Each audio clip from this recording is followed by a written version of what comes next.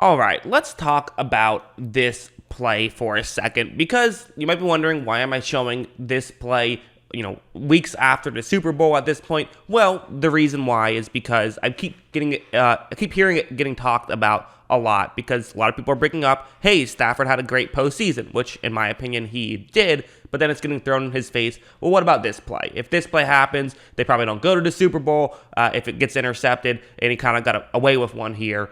And a couple things to that. First off, there was 10 minutes left in the game, and it was a 3-point game. So to say that this was going to be it is, I think, silly. Also, it's sports. Luck does happen. Luck is a part of the game. But let's talk about the play itself as well, and how much blame do we really put on Matt Stafford here? Because it's going to be zone coverage, and the two key routes are going to be the two deep routes. There's also Cooper Kupp going over the middle on this one. However, what you notice is, right when this play begins, you see that for Stafford, in this spot, Jaquiski Tartt has his hips turned towards the top of the screen right here, and Van Jefferson is, that's the guy who I've circled in yellow. He's going to get open. You can see why this would work, and kind of in a perfect world where you could throw the ball as far as humanly possible, or even, as far as not humanly possible. If you could throw the ball 100 yards, for example, then you could just bomb it deep, and that would probably get open. But of course, you're standing at your own 8-yard line, and you already have Van Jefferson at the 35, and he's going to get further, so you can't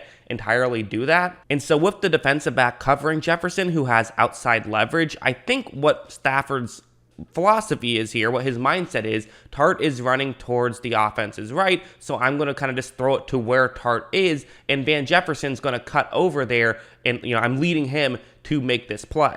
Even if Jefferson doesn't go there, then, okay, well, it's going to be a 50-50 ball, which I think Jefferson would still have good leverage to try and make the play. However, as you see, Jefferson doesn't cut in. So this was, to some degree, just a communication error more than anything of, Jefferson and Stafford just weren't on the same page there. They weren't expecting the same thing.